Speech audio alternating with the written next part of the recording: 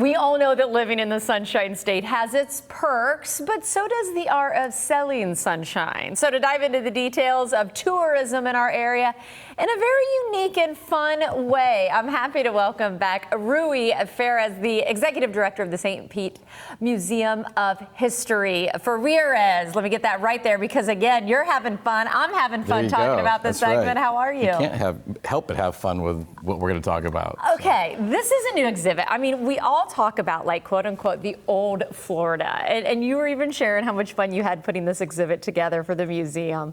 What is it about old Florida that speaks to you that made this such a fun exhibit? Because it's not real.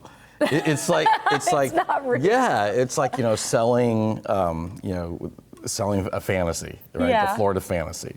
And that's what this state did for a number of years. And so building this exhibit was bringing back all those things that you look at now and think, how ridiculous was this, right? And then people came down to see all these things. So. I love that. I love that you're selling the Florida fantasy. That's a line I'm definitely going to remember. We're going to take a look at some pictures. I want you to talk about the exhibits and dive into the beginning, if you will, because I know it's kind of split up into two different sections, right? The exhibit's in our main gallery, actually, and we started off with what really brought people here.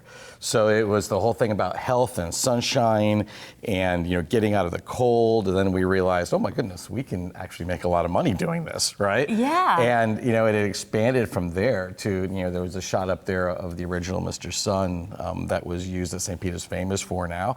And the solarium, where you would sunbathe in the nude on the pier, but it was called heliotherapy because it was good for you. By the way, I was reading about this, and people, of course, want to escape the cold. Let's be honest, people still do when they come down here. I didn't know that they actually sought out those health benefits, which we see there, but then also kind of attributed to some of the world championships in the sports world too. So I mean, we were this health area, right, where people came out of the cold, and then all of a sudden, John Ludwig, who was the city's first PR director, came up with this plan of changing us from this health city to the place where America comes to play. Okay. So he started inventing, the World Championship of Golf. He had no permission to do any of this. He just did it. Bought big trophies, and whoever won the trophy, right? Yeah. Tennis, golf, fishing, you name it. So we became this huge outdoor sports haven during that time, because this is still before air conditioning, right? So who the heck wanted to be inside when you could be outside in the beautiful weather that we had? Well, before we get to this post-World War II that I want to talk about, I do want to talk about what we have here. Sure. I mean, we're celebrating the shells, which of course goes hand in hand with this theme, I'm assuming. Yep. So, I mean, this is a wonderful, probably 1950s shell lamp. I still remember when I was a kid, going into Webb City or these other touristy kind of trap places, and you could buy anything made out of shells, and a lot of that still exists. So this is a great example of that 1950s kind of look.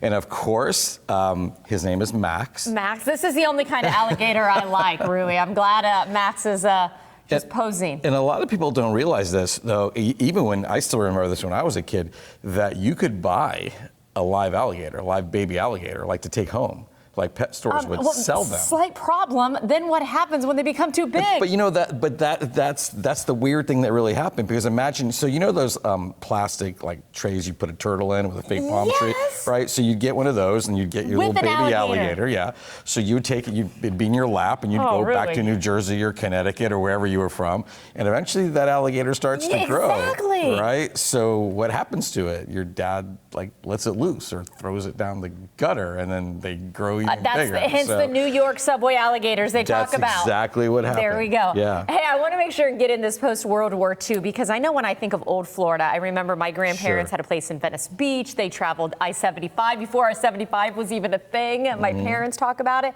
But there were so many good stops along the way. That was the day of the motels and the pools, and then you got Weeki Wachee and all the different spots. How are you able to celebrate that in this exhibit? So this exhibit celebrates a lot of those roadside attractions. Yeah. And to me, that is like vintage Florida, right? Yeah. When you would get up before the interstates, when you'd come down 92 or 301 or 19 or whatever, and you'd travel through parts of our state away from the beaches. They were kind of so a little more interior. But you would see the alligator farms. You would see the shell places. Like St. Pete still has Sunken Gardens, which is an amazing roadside attraction dating back to the 30s, right? So all of these roadside attractions just basically sold that Florida fantasy. I love it. And Rui, I will tell you from a personal side of things, that's how I knew I eventually wanted to live in Florida. Grandparents, my mom, they all loved that of Florida, and now we get to live here.